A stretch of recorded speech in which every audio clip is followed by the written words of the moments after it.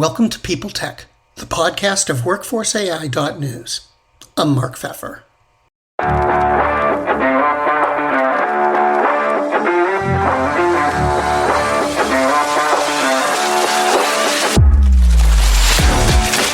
My guest today is Brenton Dalgliesh, an HR tech engineer with Paychex. We're going to talk not so much about AI, but about how people are reacting to it and putting it to use. And of course, there's other things going on in HR tech, like augmented reality. We'll look at those things too on this edition of PeopleTech. Hi, Brenton. Welcome. There's so much talk about AI going on right now, especially in the HR tech world. But what do you think people are really thinking about it? How are they really reacting? Well, I saw an article earlier today that was saying most people are secretly using AI at work, even if their HR departments aren't authorizing it or aren't approving it. I think people are cautiously optimistic about how AI is going to work, but I don't think anyone really knows what the end result will be. Like it changes daily, and there's a lot of hype in terms of like what it might be able to do, but I don't think we're really seeing a ton of things realized outside of maybe some of the LLM spaces. I know there's a lot of HR perspectives on the hiring space, but all that is still relatively nascent in terms of like, can we really prove it out? I'm excited about where it's going. I'm definitely not a pessimist, but I think we have to recognize and own that this is still very fluid, and a lot of people are investing a lot of money on a hope right now. And, if I narrow it down a little bit about HR, I just saw a survey that said something like only 35% of HR departments or something like that have been really involved in their corporate HR discussions, and about the same amount have even started to get into using HR. Does that jibe with what you're seeing? Yeah, I think at the moment we're seeing a lot of like larger organizations, enterprise organizations really lean into this, and we're not quite seeing a lot of the smaller SMB businesses lean in yet. But I think that's because there's this misconception that AI isn't for me, right? These are tools that the big cats can play with, but they're missing the point that these tools are designed to take tasks off of their plate that are low level in there, so they can then focus on building their business. So I think there's just, to some regard, I think there's a disconnect between where large businesses are able to operate and where small businesses think they're able to operate. And I think we need to like close that gap a little bit and remind them that no, these tools at the moment are really, really beneficial for our smaller businesses because what they've built out uniquely designed to help take the low level tasks off of their plate. It's a little weird though that people are talking about AI, but they're talking about AI almost like it's a product, where it's really kind of an operating system. And, it makes me think about back in the day, Dell was selling computers saying, has MS-DOS or something. Are people sort of missing the point here? Yeah, I think so. I think to take a little bit further, it'd be like Dell selling a computer that has the internet, right? Not to like what you can do with it. Like MS-DOS is what I didn't grow up using MS-DOS except for like when I wanted to geek out a little bit and like have a little fun, just see like green screens, right? If you're like the Matrix. Between what email was when it came out and what the internet was like when it came out, like I think AI is in that same space where everyone is like, is it really going to be the thing that we think it is? I mean, I trust a lot of the experts when they say yes, but I also know that, to your point earlier, a lot of businesses aren't taking advantage of it. With some of the research that we were able to come up with earlier this year, it it kind of segues into that a little bit where we have roughly it's roughly a coin flip. 41% of employees would prefer less AI involvement, which I think doesn't contradict what we were talking about earlier when we were saying that, most employees are secretly using it. And then a lot of the HR departments, what we're seeing is about 56%, once again, a coin flip, are are excited to use AI in their practice or in their organization to take those low level things off their plate. But are we seeing the like full scale adoption that you were referring to earlier? I don't think so. And I think where people are leery, especially the employees, are how are our HR folks going to be using this, and how will that impact me? Not like that AI is good or bad or indifferent, but like if my organization is using AI, will that have like a detriment to my own career? I think that's where we're seeing some of these, like, we're kind of like talking past each other in some of these studies or surveys. It seems like all of the talk about AI really talks about its power, it's going to change things, but it all comes down to it's going to improve efficiency and it's going to improve productivity. I mean, that seems to be the message that most vendors are going out there with. Is Mm-hmm. there more to it than that, or is that really what it's good at right now? It's a fascinating question. I think back to that study done in the 60s where they started looking at computers, and they were like, with the advent of computers, we're going to be down to working 3 days a week because all of the efficiencies that are provided are going to make what we're currently doing obsolete. And yet we're working more hours today than we were then, right? And I say that to juxtapose with the baby boomers retiring, and where there's going to be about a 10 million employee gap. And we're already starting to see some of that, coming out of COVID, and, some of the most industries have bounced back all the way, but there are still gaps where employees were able to successfully move up into other positions in their career. And so we're starting to see opportunities for these efficiencies that you're talking about to be realized on these low level job opportunities or job positions. And so I think that's going to coincide nicely with the employee gap. And all of that to say, will the efficiencies be realized by all of us? I think so, but in a different way, where we may not have or need as many jobs in the market because of some of these efficiencies. So will we see less work? I don't know. Will the 4-day work week be realized because of some of these efficiencies? Maybe. But then again, there's going to be a gap in a deficit of employees. And, when you talk about replacing, workers, one of the things that I see some things written about is the idea of AI essentially replacing HR, that there won't Mm. be an HR department anymore. AI will handle it.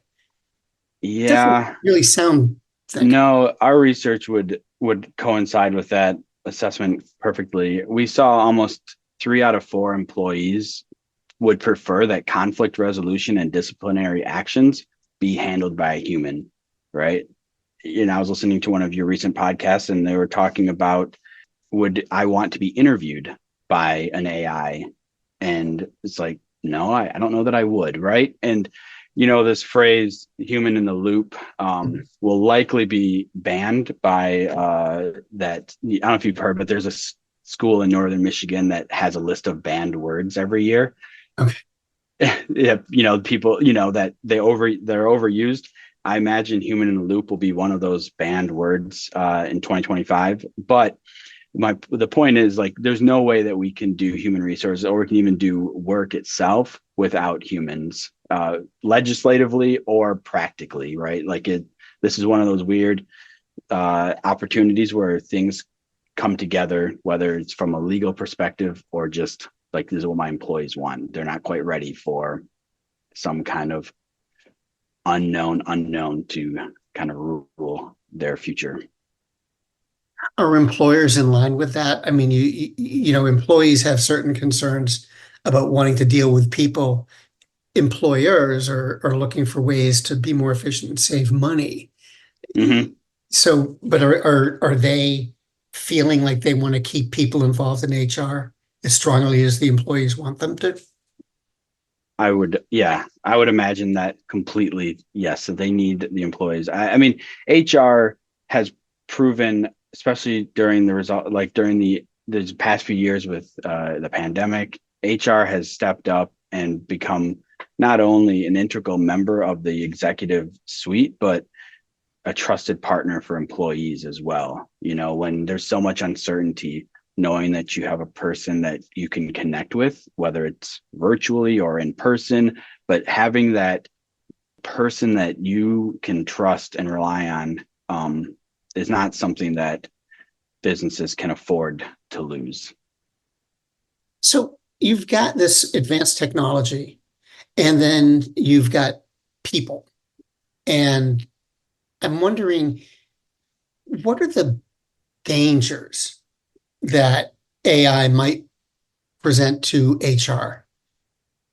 Well, with anything, the danger is that you begin to rely on it and you stop using your brain, right? If we stop being critically thinking, I was thinking about this from another perspective a while ago because people are like, "Well, won't AI make us dumber?" And I'm like, "Well, do you feel dumber when you Google something, when you go online and you search for something that you maybe should have known or you didn't know?" I don't necessarily feel dumber. I feel more, I feel like I know that I can find the answer. So I reserve my mental energy for other things. I feel like this is the same, right? We can conserve our mental energy for the tasks that require it and then rely on the fact that we've trained our model effectively to avoid discriminating, and that's, a whole nother aspect of this that, we could delve into. But the whole point is save your mental energy for the tasks that really require it, and then give yourself that leg up and time savings. One of the other cool things that we discovered from our surveys is that according to the HR professionals that we surveyed, they predicted, or they said that they were already saving about 7.5 hours per week in tasks that they weren't, having to do anymore. I know we're still on the fence as a society on whether we move into a 4-day work week or not. I know we've kind of already touched on that, but if those results are proved out over time, we might be able to make that case a little bit more strongly that a 4-day work week is coming. So you talk to HR people a lot, I would imagine. I do. Um, how are they sorting through all this? There's an awful lot of noise out there about AI and HR. How are they dealing with it? Hi, I'm Carmen Hudson. I'm the host of the Recruiting Book Club, and we're starting our second season. I'm so excited to bring to you another set of guests of recruiters who have written books.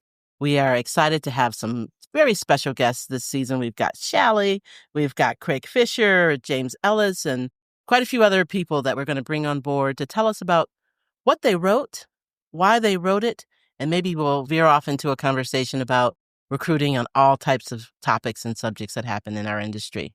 So I hope you can join us. I'm excited. Hey, everybody. Got a quick question for you.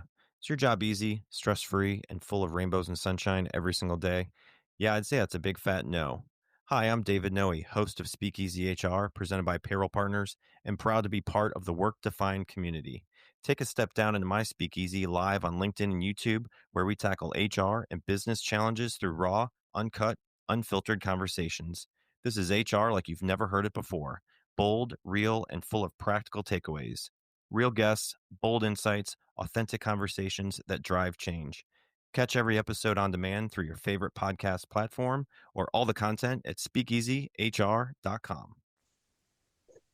Well, some to your point earlier are in a wait and see mode, and others are I need this yesterday because I'm doing too much, depending, like I said, a lot of these HR departments of one are, sourcing, hiring, training, dealing with employee relations issues.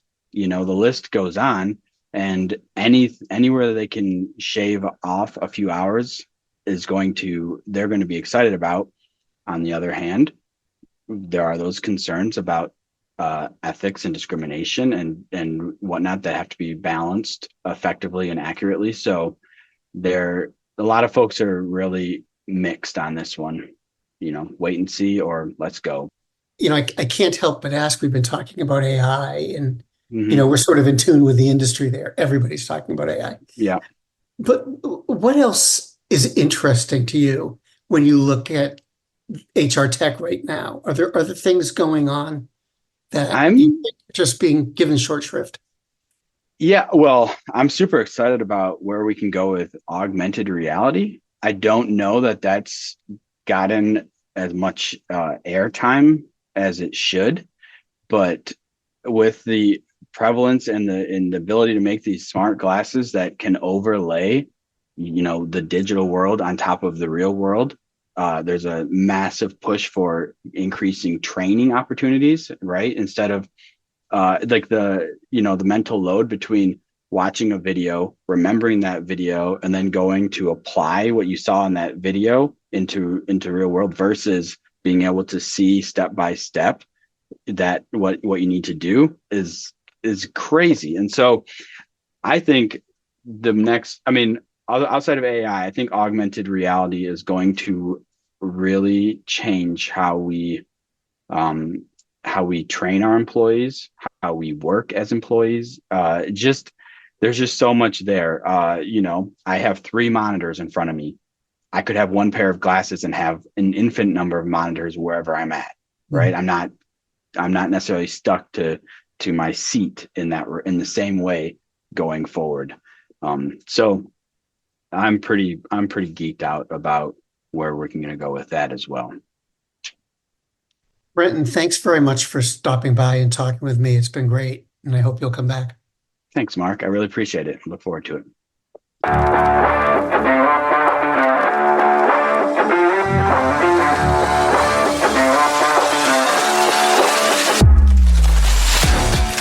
My guest today has been Brenton Dalgliesh, an HR tech engineer with Paychex. And this has been PeopleTech, the podcast of WorkforceAI.news. We're also a part of the Work Defined Podcast Network. Find them at www.wrkdefined.com. And to keep up with AI technology and HR, subscribe to Workforce AI today. We're the most trusted source of news in the HR tech industry. Find us at www.workforceai.news. I'm Mark Pfeffer.